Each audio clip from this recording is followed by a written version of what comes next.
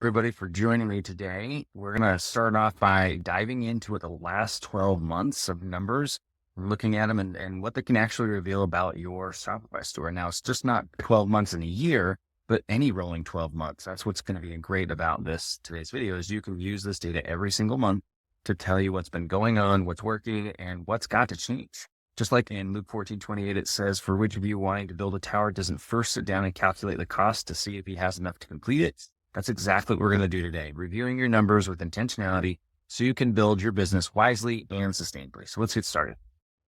My name's Jacob Curtis. I'm a CPA, a certified Profit First professional, and a business coach. I started Curtis Accounting Solutions to remove the stress of doing the bookkeeping, payroll, taxes, and to provide some practical business advice that helps Shopify stores piece together financial freedom. I'd love to hear your thoughts and questions on today's episode, so please leave a comment below. And remember to like, share, follow, subscribe, all those good things. A year-end review isn't about just wrapping things up, and it doesn't have to be a year-end. It could be any 12 months. It's about really revealing the truth about what's happened over the last 12 months. It tells you if you've actually grown, what's been driving your profits, and what decisions need to shift. For example, a client thought she had a great year because sales were up by 40%. But when we reviewed the numbers overall, we saw the profit actually drop because ad spend and other expenses had ballooned. So growth without that margin is a huge red flag. One of the things that we need to be looking at, why you should look at your numbers on a monthly basis and look at least a historical 12 months to kind of give you an idea and trend of what's going on. So we're going to start with revenue. You're going to look at each month of the last 12 months and compare it to the one before it. Are you seeing any consistent growth? Are there any roller coaster dips? For example, sales went up from 20K in January to 30K in November. That's great, but what happens if February, May, June, July, August all drop below 15K? We've got some volatility there, right? So did you run a big sale that caused that big spike in November, or was it a fluke? Or these are the kind of things we want to look at, ask questions about, and see if we can't figure out which trends are actually happening. The trend shows whether you're building steadily or stuck in some famine and feast kind of months and modes. Now, cost of goods sold tells us how much it costs to deliver what you sell, assuming you're tracking cost of goods sold on an accrual basis. All right. So you want to divide cost of goods sold by your revenue to get a gross profit margin, a healthy profit margin that is at least 30% and up. 30 to 50% would be better, depending on exactly what you're selling and where you're at. But I always try to target at least a 50%, in my opinion, for most goods. For example, if you made $300,000 in revenue and spent $150K, your inventory and fulfillment, your COGS on it was 50%, which is pretty good. We want some of that margin left over for operations, for payroll, for profit, things like that. If a product's cost of goods sold or what you buy it for 80% into the selling price, it's probably time to review that and look and see what's going on. Those low margin products are ones we definitely want to review and adjust our pricing for, or see if we can figure out a way to do it cheaper. Now we're going to look at where your money goes outside of just your inventory, which is the rest of your operating expenses. To do this, you want to look through your profit and loss statement. And if you don't have one of those, you're going to list out every single category from software subscriptions to office supplies to utilities to rent, all of them, and look at those from month to month and see how they are increasing, what the trends are. So for example, a client was spending $2,400 annually on a suite of apps that she just wasn't using.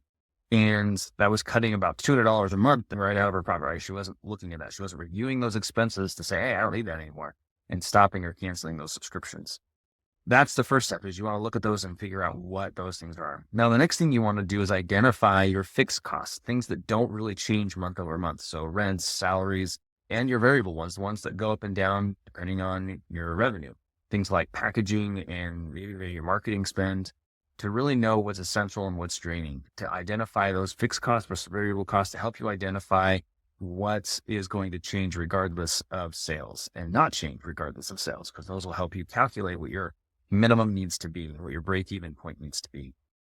Now, net profit is actually what you get to. It's the bottom line, right? It's the most probably honest number in the business. And so, for example, let's say you made $400,000 in revenue a year, but you spent $180,000 on COGS and $150,000 on expenses. Your profit is actually $70K or 17.5%, which is pretty dang good. If last year you made $60K on $300K in revenue, your margin stayed the same, but your total profit grew, and that's pretty strong. But if margin fell, Well, we need to figure out why. We need to figure out what happens, what the change was, things like that. So your profit funds your growth, your freedom, and your actual peace of mind. We want to make sure we're always prioritizing that profit. Now we're going to move on to the balance sheet. Balance sheet is just the snapshot of your financial health. How much cash do you have right now? What's your inventory worth? How much do you owe on credit cards, suppliers, taxes, other things? For example, one of my stores had $50,000 in inventory, but only $8,000 in cash. That imbalance caused a cash crunch when a supplier increased their prices. Your balance sheet shows if you can weather those storms or if you're stretched a little too thin by looking at just basic cash flow and balance sheet metrics. So beyond those totals, we want to track some ratios, some KPIs like your average order value, your customer acquisition cost, your return on marketing ad spend. These all tell us how efficiently and profitable your marketing actually is. So if your CAC, customer acquisition cost, is $35 and your average order value is $45, that's really tight. That means you've got a $10 difference there. But if your repeat customer rate is high, this is probably pretty profitable. That's where your customer lifetime value comes in. And that's another one of those that we really want to track and figure out on customer lifetime value. But tracking these KPIs monthly helps you make faster, smarter decisions and helps you to pivot quickly and easier if you track these on a monthly basis.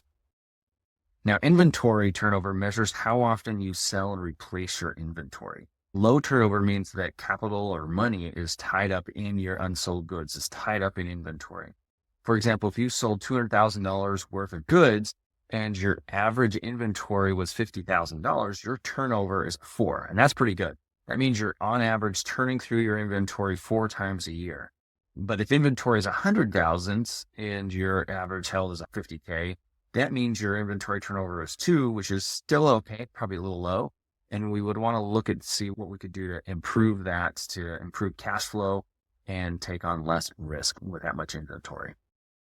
Returns can eat into your profit and revenue. So you want to track those refunds and those returns on a monthly basis to help identify if there's repeat customers or repeat offenders, or if there's a product or something like that that's often being refunded or returned.